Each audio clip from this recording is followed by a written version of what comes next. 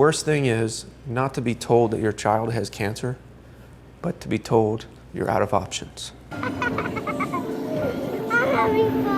If your child's gonna get cancer, this is the best kind of cancer to have, which I hate that statement. There is no good cancer for any child to have. How are you feeling today? Good. Good. Are you? Knowing that it had a high cure rate, that we thought it was just going to be a rough time for a while, and that we can do it, you know. This is our daughter. I was at work when I got the call, and it was just, I mean, the wind being knocked out of you, and to drive home, and then we had to take her to the hospital, knowing that she had leukemia, but we didn't really know what to expect. It was just a whirlwind and just kind of a numbing feeling at that time. Once your child has cancer, it's never over. I just remember taking an emergency room doctor aside, and I just said, "What is the situation?" And he looked at me and just said, "It's something really serious." I just remember that. Robin was diagnosed with acute lymphocytic leukemia, ALL. We were going through what you would expect with kids with cancer is, okay, you're gonna lose your hair, so do you wanna cut it off now? And Sophia's response was, well, can I cut a mohawk? And we said, sure. And she said, can I dye it purple? We're like, of course. So she did that pretty quickly. And within 3 weeks, we were released, and on her next checkup, we were officially in remission. Happy birthday, dear Rob. With leukemia, you go through several different cycles, and it's a 2-year period. The first 27 days are what they call induction, and it's a very intense period when you're in the hospital. Just having children's here in Cincinnati, and once we became part of the cancer and leukemia department, I just felt like we were in such good hands, and we only needed to do one thing. When the doctor says do this, do that. And when the doctor says I need you to do this and I need Robin to be here at this time, just do that. And our doctor said, if you do these things, she's going to be okay. Sophia started having leg pain again.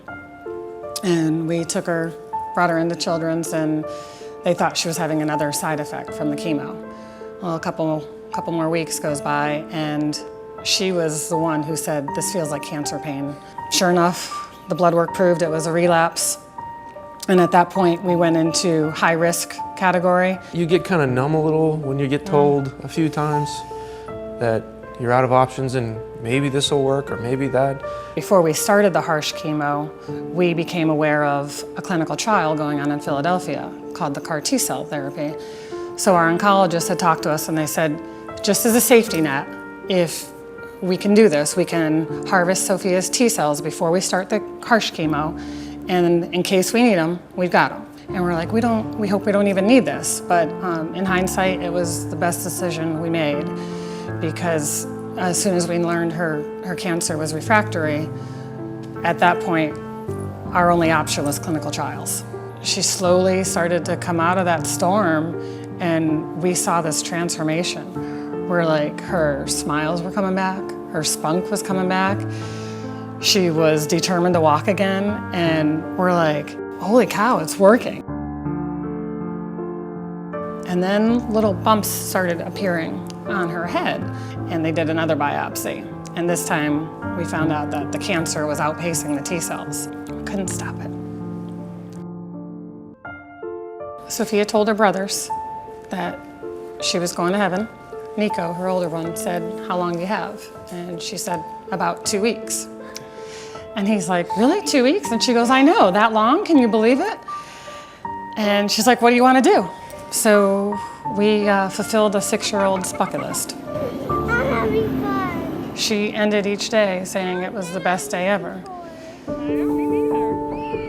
I'm Robin. I'm in the 9th grade, and I go to Walnut Hills High School. She has grown up into a strong, determined, brave, funny, adventurous, thoughtful, kind young woman, and we can't wait to see what her future holds. I just want to say that we are so proud of you and so happy that you are healthy and thriving and strong. We still, to this day, don't know what remains to be seen for Robin when she's an adult and later in life with post-cancer issues. And so that's why Cancer-Free Kids is so important to us.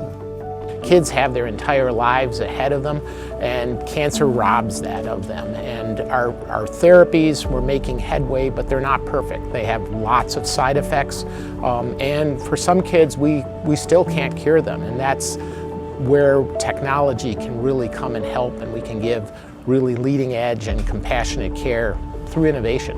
If that clinical trial had never existed, we wouldn't have had those last 3.5 months with her. The research that is funding additional treatments, better treatments, and also knowing the fight that is in these kids that get cancer. They're not giving up.